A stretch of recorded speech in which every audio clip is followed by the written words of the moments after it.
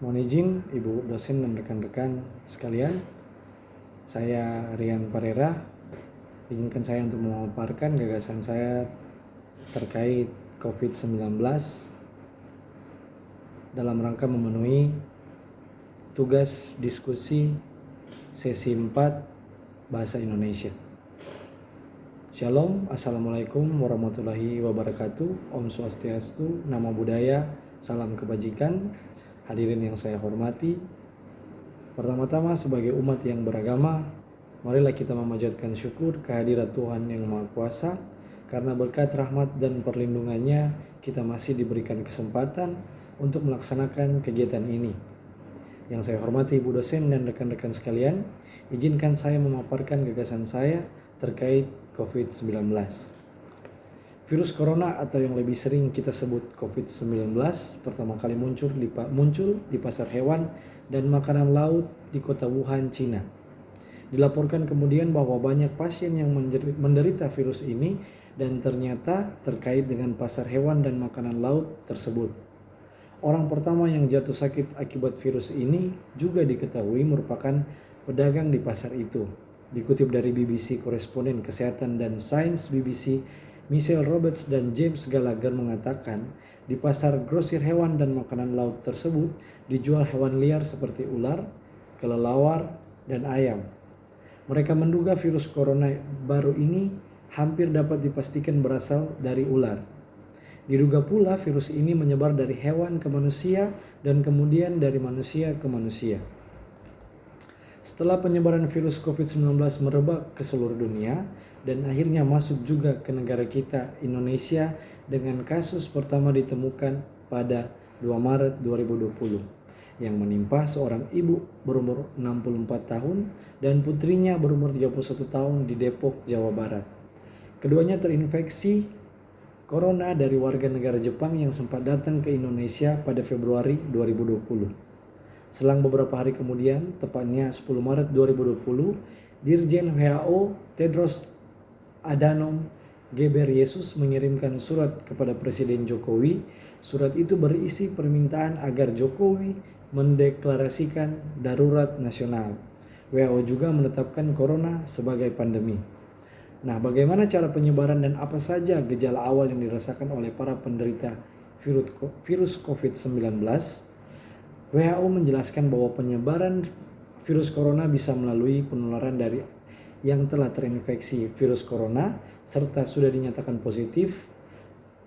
Bahkan saat ini WHO juga mengkonfirmasi kemungkinan tinggi penularan melalui udara akibat aerosol virus yang diperkirakan dapat bertahan di udara lebih lama. Hal ini terutama terjadi di fasilitas kesehatan di mana aerosol dari virus seorang pasien yang terinfeksi yang sedang menjalani tindakan medis dapat dihirup oleh tenaga medis dan orang-orang di sekitarnya jika mereka tidak mengenakan alat pelindung diri standar. Penyebaran aerosol virus corona terjebak lebih lama dan dihirup oleh orang-orang yang berada di dalamnya. WHO saat ini sedang melakukan investigasi lebih lanjut untuk secara akurat mengukur potensi penularan virus melalui udara ini. Orang yang terinfeksi virus corona akan mengalami gejala paling umum seperti demam, kelelahan, dan batuk kering.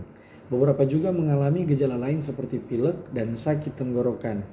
Lansia atau orang yang berusia lebih lanjut dan mereka yang memiliki penyakit lain seperti jantung dan tekanan darah tinggi berpotensi lebih besar untuk mengalami gejala dan efek samping yang berakibat lebih berat ketika terinfeksi virus corona.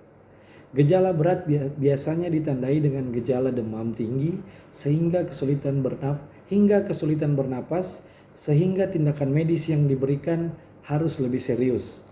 Namun beberapa orang lainnya yang terinfeksi kemungkinan tidak merasakan gejala-gejala tersebut sehingga sulit untuk membedakan antara orang yang sehat dan yang sudah terinfeksi.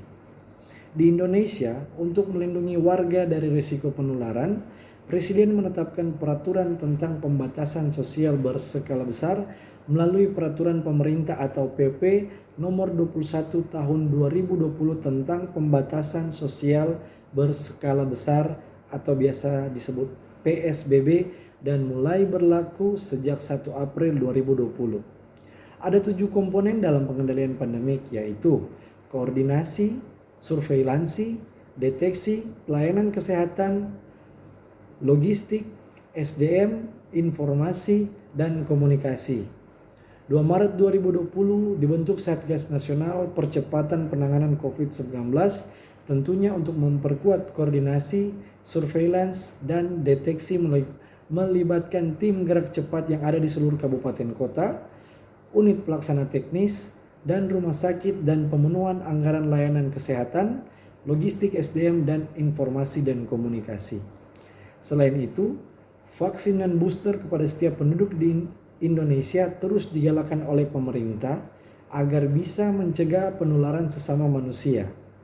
Bersamaan dengan itu, tetap dijalankan juga aturan rutin setiap masyarakat, yaitu cuci tangan lebih sering dengan sabun atau air, setidaknya 20 detik, atau 2 kali lagu Happy Birthday. Apabila tidak tersedia sabun dan air, digunakan hand sanitizer berbasis alkohol. Hindari berjabat tangan dengan orang lain untuk sementara waktu. Tutupi mulut Anda saat batuk dan bersin dengan tisu dan segera cuci tangan. Lakukan karantina mandiri.